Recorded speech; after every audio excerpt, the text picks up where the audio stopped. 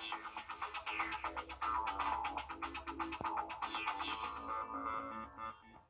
number up is 40. Followed by the number 25.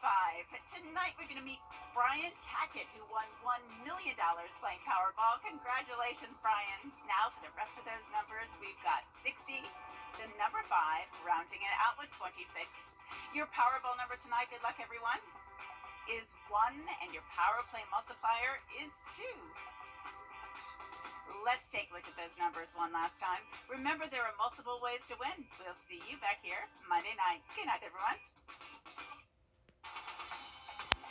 Live from Augusta, we're watching News 1226 at 11.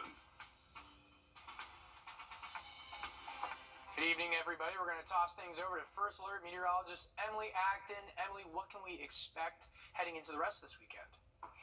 We can expect a change of pattern. Still going to be warm, but we're tracking showers and thunderstorms. Saw a few strong tornadoes over the Tennessee Valley, some going on in Mississippi right now. Now, I'm tracking what we're seeing here in Georgia.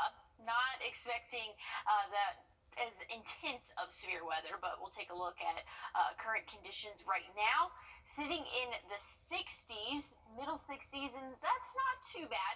We'll cool off a few more degrees overnight tonight, but again, with our temperatures sitting where they are and where they're expected to be at daybreak, it kind of puts us in good shape. Now, if the showers move through a little bit later on in the day and we have some breakthroughs in the clouds and more sun, that's going to make the atmosphere not as stable. So again, what the models are showing right now, showers and thunderstorms moving through early in the morning, and that's best case scenario because that's going to help stabilize the atmosphere. But again, could see some heavy rainfall throughout the day tomorrow, anywhere from 1 to 2 inches, but severe risk is low but not zero, and I'm going to have that broken down for you coming up. Thanks for the heads up, Emily. Well, this weekend just wrapped up the Children's Hospital of Georgia for the iHeart Kids Radiothon. Laura Warren and Zana Halliburton were live from the hospital yesterday, and today we saw the check was presented to the hospital.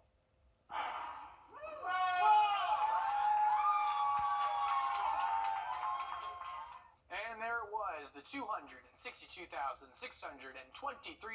raised by this morning from the Radiothon.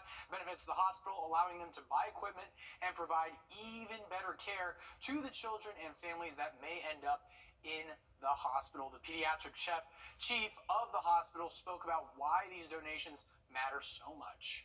Every dollar that's raised through this weekend with the Radiothon stays right here at the Children's Hospital of Georgia and benefits directly the care of the children that come to us for care.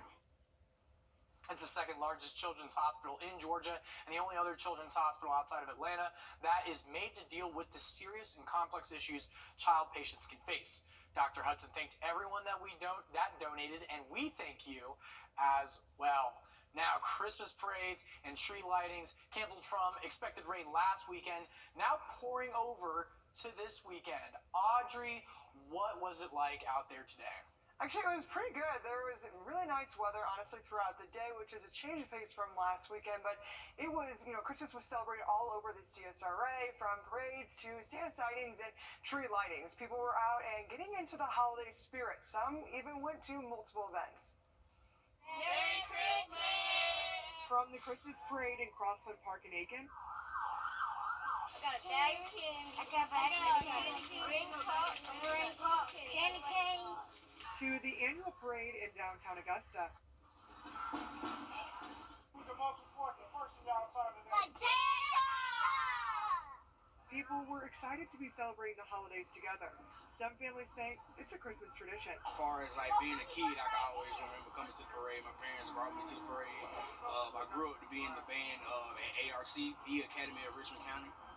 I was a drum major over there, and I also marched in this parade, being in the high school band as well. So I had my kids, and I said, hey, I did it as a tradition, so I'm going to keep bringing them so they can enjoy the same opportunities and things that I did coming up. The Christmas spirit continued into the night with a tree lighting downtown. I did the parade this morning first, caught it at the beginning of Green Street, and then walked right over and ran into the Commons. regardless of the event, it's about spending time with those you care about. I enjoyed it, seeing them all happy and, and participating and all that kind of stuff. So I guess I feel what I wanted to do, I did it. So, I guess I just keep going on and keep bringing them every year. Yeah, despite that weather delay last weekend, lots of people gathered and had a great time with their family and just getting ready for the holidays this month. Alrighty, thanks for that, Audrey. I believe about 15 days left till Xmas. We'll be counting down the days. Now moving things over, Veterans for Clean Water and K9's Possibilities hosted a Christmas pet adoption. Organizers said the event was created due to the large stray animal population in Augusta. They were able to microchip 120 animals thanks to donations. This allows owners to possibly find their pet easier if they do get lost, as long as they are registered. It really makes me feel so special when I see the animals get adopted, even though I have such a close connection to them, and it's kind of sad to see them get adopted. It makes me really happy to see them get adopted and go to new homes. The dogs from this event are all microchipped, but the volunteer pair that stressed that whenever you get a dog, to make sure to microchip them and register them in case something does happen. All the proceeds are being split between those two groups we mentioned earlier. Now, community groups Left Hand Principles and Men in Training, along with former Atlanta Hawk Dion Glover, partnered to present the Living in Purpose brunch event at the Purpose Center this morning. Santa was on hand to give help to gifts and kids that attended. Community group leaders spoke how they are empowering the youth beyond the holidays.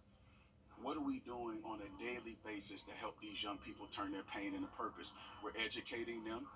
We have mentor programs inside the school. As you see, we've got the community garden. We're teaching them how to grow healthy meals and cook those healthy meals in our culinary arts cooking programs. It's really about equipping them to embrace their challenges so they can maximize God's potential in their life. They also asked for more men to come out and help be mentors to the youth. Coming up, two brothers that helped prevent the attempted arson of Dr. Martin Luther King Jr.'s home were honored today. More on them coming up next. Tracking showers and thunderstorms as they move into the state of Georgia. I'll have an update on what you can expect for your Sunday coming up. Morning, afternoon, night, Monday through Sunday, 24/7. Our first alert commitment to you is the power of 5 meteorologists, always tracking weather that impacts you, telling you what we know as soon as we know it. All the tools, the latest technology, and the first team of 5 meteorologists. First Alert is our investment in your family's safety. News 12, NBC 26 First Alert weather on your side. At $49.99, you can even take it home today. Shop now in-store and online. Two of the Good Samaritans who helped prevent a woman from setting fire to the birth home of Dr. Martin Luther King Jr. were honored by the New York Police Department today.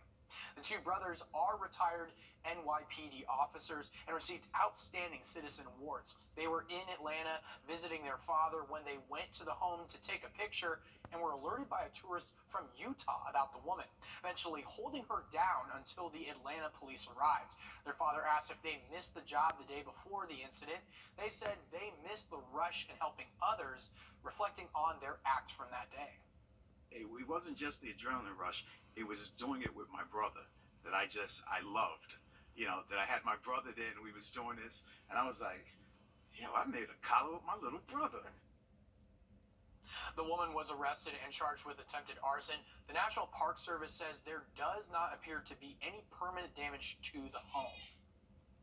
Now, legal lip whiplash in Texas. The pregnant woman with a fatal fetal diagnosis who is granted the right to an abortion one day before that ruling was put on hold by the state Supreme Court. CBS's Jared Hill has the latest, including where her case could lead. At 20 weeks and 4 days pregnant, Kate Cox is living in legal limbo. 30 hours after a Democratic judge approved an emergency abortion Thursday. I am going to grant the temporary restraining order. The all-Republican Texas State Supreme Court put a hold on it. It's an unsigned order from the court, but generally what that means is that the Supreme Court sees merit in the state of Texas opposition to the order.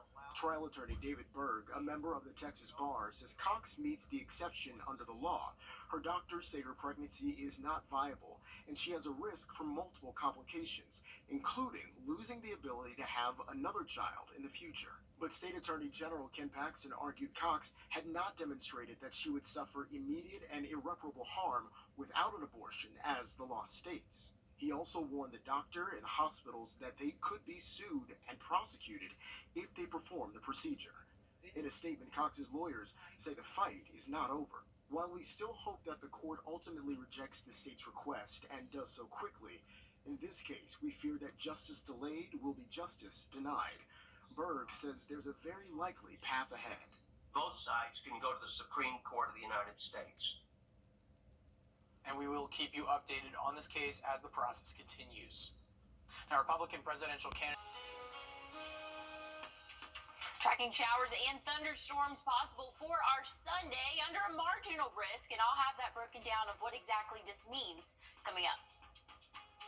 And the first governmental regulations could be coming to AI. More on what the European Union is doing when we get back.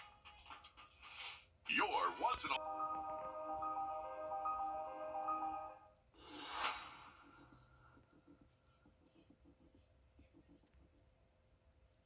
From tonight, severe storms and tornadoes in Tennessee left at least 6 people dead today and caused what local emergency services described as extensive damage, with tens of thousands of residents without power.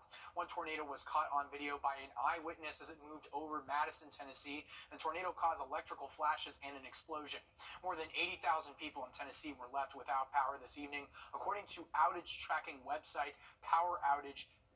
We're now going to toss things over to First Alert meteorologist Emily Acton. Emily, do we see any of this moving storm even touching us a little bit?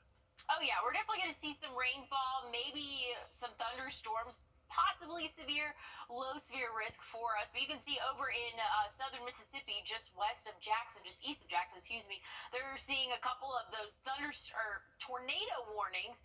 Saw several over the state of Tennessee earlier today, keeping track of those. They actually had a tornado emergency, and that was the first one that they had in the Nashville area in over a decade. So again, that means that there is a large tornado moving through that's destructive. But again, that happened several hours ago in just north of Nashville. So in Tennessee, granted, we are calm right now, expecting us to stay calm overnight tonight. We can see a couple of showers and thunderstorms already developing well into our state of Georgia and a little bit into South Carolina, but expecting that line to move through that has produced so much damage and those severe storms, that's expected to move through early tomorrow morning. So I think we're going to be good going to sleep tonight. Maybe you might hear a couple rumbles of thunder if you're a little bit more north in our more northern and western counties there, but that line's expected to move through around 7, 8 a.m. Again, moving from the northwest to the southeast. I promise I know my directions there. Again, that line's going to be moving really essentially, I guess, west to east for us as it gets closer to us here in the CSRA. We can see a couple of thunderstorms possible later on in the afternoon. That's the best chance for those severe storms because, again, we're going to have prime heating throughout the day. So we really don't want to see the sun tomorrow. The more we see the sun, the more unstable the air is going to be. So if we can stay overcast and light rain throughout the day, that's actually going to be good for these storms that are expected to roll through later on. But here's a different model for us, a little bit closer, a little bit more detailed of what we can expect, but still has the timing around the same, around 8 a.m., those showers and thunderstorms moving in. Then we can see another line of heavier showers moving in around noon, maybe 1 p.m., around 4 p.m. This is tracking a line that's expected to move through, but check out the temperatures right behind the line. Going to be dropping into the 50s. So once this pushes through, a lot colder air in store for us. And once that initial line pushes through, not expecting any severe weather for these storms that pop up behind it. So once that completely gets out of our area, Monday is looking great. We're looking dry, sunny, calm weather for us. But again, we got to get through tomorrow. SPC Outlook has us under a marginal risk. That's a level 1 out of 5. That's going to be due to chance of flooding. We could see anywhere from 1, maybe 2 inches in spots locally. Could see some strong wind gusts, maybe reaching that severe criteria, which is 58 miles per hour or higher. Hail not looking as big of a concern, but they did see some decent-sized hail over in Mississippi and Tennessee, so don't want to rule that one out completely. An isolated tornado, very low chance of that, but just going to kind of mention it, that, hey, there's a small chance there, but really going to depend on how much sunshine we get tomorrow, Craig. Once we get into Monday, though, plenty of sunshine, no severe weather for us, and that's going to stay true throughout our week. Highs are going to be in the 50s, overnight lows right around freezing for our work week. Looks like our parades made the cut. Thanks for the heads up tomorrow, though, for that, Emily. Now, the European Union is moving towards the high school basketball season is off and running. North Augusta and Westside meet for another showdown going down to the final minute. That's new coming up next. And as we head to break, here's a live look at the Wrdw goat and your winning lotto numbers. A little history on the goat. It is a Swedish tradition where people try to burn it down. The blueprint images are likely for privacy, as well as not giving away the security protecting the goat. It is not intended to be destroyed, but typically is destroyed via arson. You can read more of the history of the goat online, and it's spelled Galve, goat. Chili cheese coney. First Alert Radar, powered by Jim Hudson Automotive Group. On your sideline, sports brought to you by the Hawk Law Group. All right, the man said it best. We're getting back into the swing of basketball, and Midland Valley's Antoine Wade is settling in as their new head coach. In 7 games, he's had the opportunity to start to build his squad around the Wade way. Seeking his second win of this season, this was a bit of a tight battle at the start against Hepzibah. The Rebs led by as much as 7 in the first half. That was until Midland Valley got on their high horse and started to close the gap. They put up 5 with just under a minute 30 to go in the first half. Before they knew it, they were tied at 25 apiece, and the clock ran out. Hepzibah pulled away in the second half, winning 63-48. They and the Mustangs their 6th loss of the season, 5th consecutive. On the girls' side of things, the Mustangs got their second win of the season, coming up 46-34 over the Rebs. It was the opposite of the boys' game in this one. Midland Valley extended their 4-point lead at halftime into a 17-point lead, and they kept it. Just a hop, skip, and a jump over. It was a sold-out nest at North Augusta. 2 powerhouses going head-to-head. And if you remember last year, this was a 3-point game. Westside lost. Patriots didn't want that to be the case this year. They were 2 feet ahead to start this one out, but North Augusta's Deron Dunbar and Tanner Harrell kept it in check. They ended up taking their first lead at 14-12 with 11 seconds to go in the first quarter.